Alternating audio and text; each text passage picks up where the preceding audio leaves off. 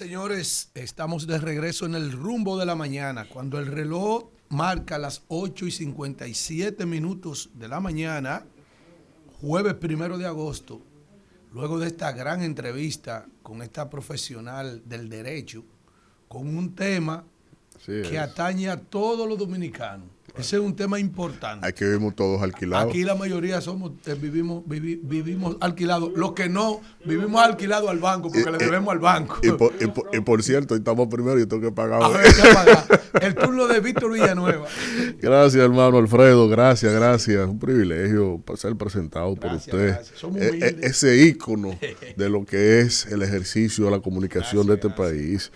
Señores, tenemos 15 hoy, ¿no? Llegó Kimberly Tavera ahí. Dame darle a 12 y sobre todo ser más dócil con el oficialismo para que ella no le dé un síncope ahí. En Yaguate le dicen sí. un sopón. Y otra cosa. Un taté, un yello o un baltrí. Pues sí, señores. El día de ayer ya hemos visto lo que aconteció en la reunión extraordinaria del Consejo Permanente de la Organización de los Estados Americanos, que es una instancia dentro de lo que es la organización, esta organización que emula de alguna manera lo que es el Consejo de Seguridad para las Naciones Unidas, para tratar expresamente, acorde a su tratado constitutivo, asuntos ya de la paz y la seguridad del hemisferio, pero sobre todo en la defensa y la promoción de la democracia, de nuestras soberanías y a la vez de lo que son aquellos principios que rigen el derecho internacional latinoamericano o regional o americano, en donde desde aquí gozamos de amplios postulados. La OEA, por ejemplo, para que usted tenga una idea, es la primera organización regional que existe en un mundo, en una sociedad internacional así debidamente organizada como un mecanismo multilateral. Es más, tiene más tiempo que la propia Organización de las Naciones Unidas y se compara en el hecho de que solo desde la heredad de lo que fue la Unión Internacional del Correo es entonces la OEA precisamente esa instancia que tiene un baluarte histórico, un acervo marcado en términos de la democracia, y que lo que aconteció el día de ayer a razón de esta huella que genera o que ha generado esta ala del madurismo que ha secuestrado desde hace tantos años a este país de Venezuela y lo ha sumido en esta desgracia social, económica, de esperanza para sus propios conciudadanos. Nosotros sabíamos que de alguna manera aquí no iba a haber una resolución más allá de la calidad de los vinculantes, porque facultativamente no la tiene.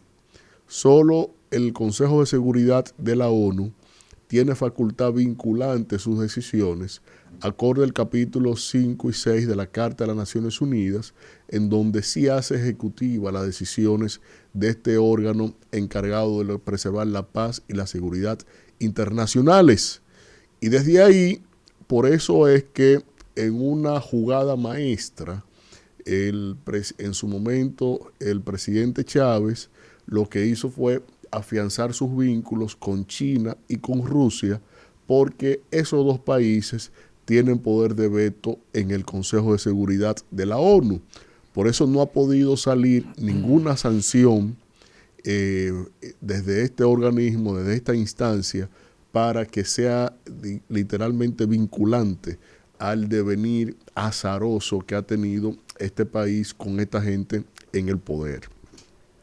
Pero aunque la OEA no tiene esa capacidad estatutaria de hacer ejecutivas sus decisiones, más bien es una facultad de aquellos que así lo quieran ejecutar, sabemos que ante uno sinvergüenza un llamado de atención no le va a quitar el sueño. Y lo que por lo menos se esperaba era una cohesión en la defensa de los baluartes democráticos que implica precisamente tú sumir a un país a ese derrotero en términos de la calidad de la democracia.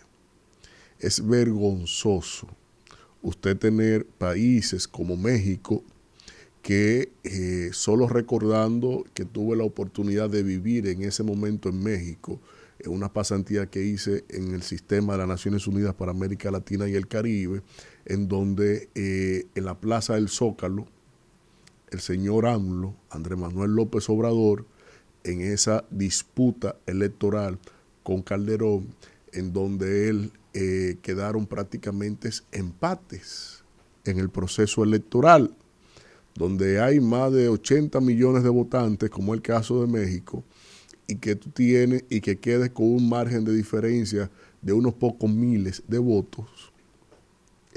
Realmente el punto de tensión más alto que ha tenido la democracia mexicana en términos contemporáneos fue precisamente el rol que es hacia donde se afinó el señor López Obrador, de que llegó a constituir un gobierno paralelo inclusive en la Plaza del Zócalo y puso en jaque todos los estamentos democráticos de ese país. Y esta es la misma figura que el día de ayer en sus mañanitas con Andrés Manuel López Obrador, que todos los días a las 7 de la mañana México tiene que levantarse con sus planteamientos. Ahí literalmente los que son, los que se dedican a los medios de comunicación, en los matutinos, ya no tienen trabajo porque el que se lleva la audiencia es el presidente de la República.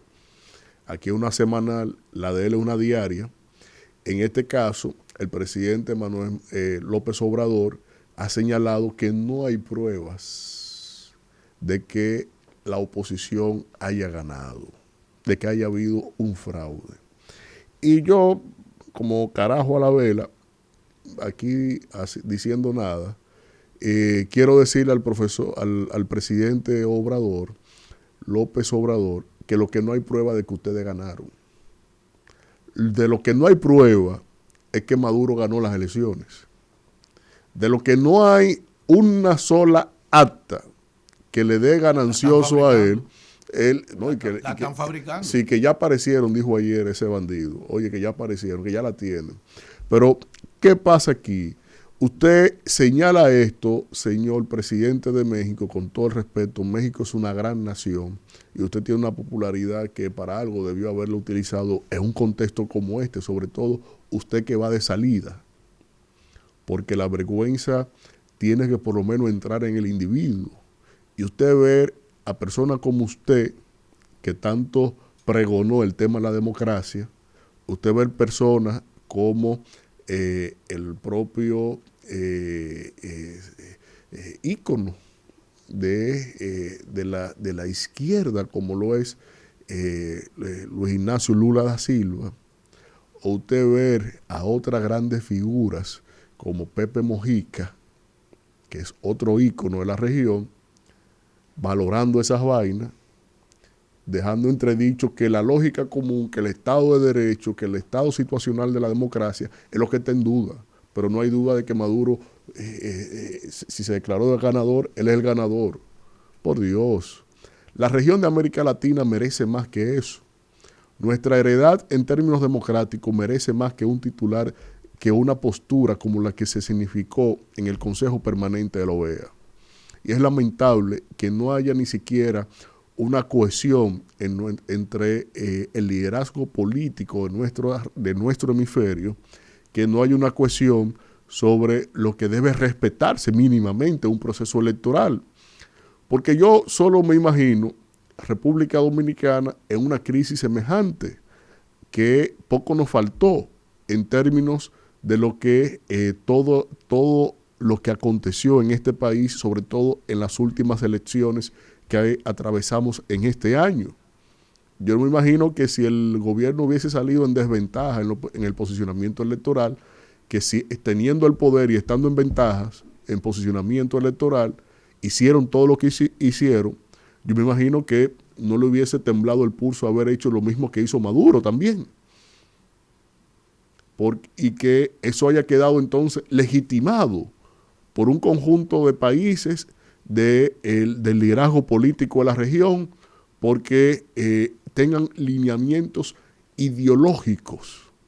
La ideología no da para tanto, y yo no creo que Maduro signifique una ideología de nada, porque eso no es ni socialismo, eso ni siquiera es concepción política como la del chavismo, porque el propio Chávez, insisto, supo perder. Y cuando perdía un proceso, lo reconocía y se reinventaba. Esto es peor que eso.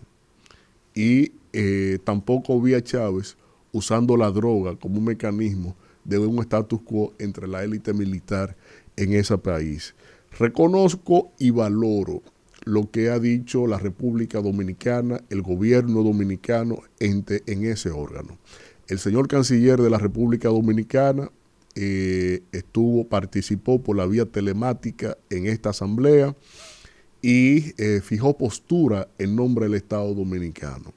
Y esa postura que fijó el canciller va acorde precisamente en donde el canciller delineaba, si bien es cierto que la autodeterminación es un principio inquebrantable, también hay una evolución de la opinion juris y de la jurisprudencia internacional que va sustentada esencialmente en la legitimidad de los procesos electorales. Y que la legitimación del reconocimiento internacional tiene que pasar por el ejercicio más prístino que tiene la democracia, que son las elecciones. Y desde ese punto de vista fue una postura de altura y acorde al derecho internacional, al derecho americano que fijó la República Dominicana, el gobierno dominicano, el día de ayer en esa sesión innombrable y que no debe repetirse más del Consejo Permanente de la OEA. Pero como también ellos siguen con su afán en términos de lo que tiene que ver con Leonel Fernández, increíble esta vaina, no me gusta analizar esto, de hecho soy el que menos menciona a Leonel, lo mencionan ustedes. Como el gobierno sigue con su afán de indalgarle el tema de Leonel, pues mire, ayer el liderazgo político del mundo terminó de expresarse y todos dicen al unísono exactamente lo mismo que escribió días antes el propio Leonel Fernández en su informe de observación, y resulta que el propio gobierno dominicano, que tiene toda una parafernalia comunicacional en su contra, al día de ayer reitera algo que ya habían dicho en momentos anteriores, que el problema de Venezuela tiene que resolverse con la validación de las actas. ¿Qué es lo que dice Leonel? Que el problema de Venezuela tiene que resolverlo los propios venezolanos. ¿Qué es lo que dice Leonel? Que el problema de Venezuela es que haya una imparcialidad en la revisión del conteo. ¿Qué es lo que dice Leonel?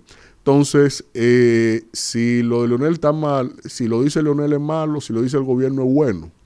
Yo creo que esa doble agenda, esa doble moral de bagatela, creo que ya no tiene esa lucidez, porque ya reconocemos cuáles son los bots, cuáles son los mercenarios, quiénes son los que se suben a olas, y como hablar de Leonel es tan rentable en términos de likes, todo el que coge un micrófono y empieza a hablar con aptitud y crítico negativo sobre Leonel, se garantiza unos miles de views, se garantiza unos miles de likes, porque genera un morbo.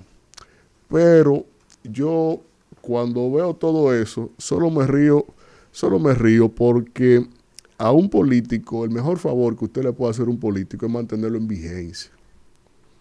Y cuando dentro de 3 años haya que volver a pregonar por Leonel, entonces se van a molestar que todavía sigue, ¿no? Es que usted en la opinión pública no lo jubila, usted no lo saca del carril. Entonces después no se quejen, un hombre que está en otra cosa, que no está en estar llamando la atención en la opinión de acá, que el gobierno ni siquiera respete el compás de espera y los 100 días que se le puede dar más adelante, y que empiece con esa agenda programática y de campaña negativa en contra de su persona. Yo creo que después no se quejen cuando la criada le salga más llorona de la cosa, porque en este caso en este caso, el que debe estar más agradecido cuando se pase y se cristalice por el crisol del tiempo todo lo que él ha hecho con respecto a Venezuela, yo creo que el mayor beneficiado al final y al cabo es un boomerang para lo que es el gobierno, va a ser él mismo y ustedes no van a saber cómo controlarlo. Así que vamos a seguir viendo cómo se deviene este tema y esperemos que el liderazgo político de la región sí esté a la altura de las circunstancias que tiene este país, porque lo que se está aplicando es un guión de poca monta que ya lo han aplicado con Leopoldo López, con Capriles, con Guaidó, y que ahora se lo van a aplicar el mismo libreto, se lo van a aplicar a María Corina Machado, a Edmundo González, a toda la élite política de ese país, porque ya inclusive algunos han empezado a ser reportados como desaparecidos. Así es, y eso es lo que figuras como Mojica, Lula da Silva y Andrés Manuel López Obrador le dieron el beneficio de la duda.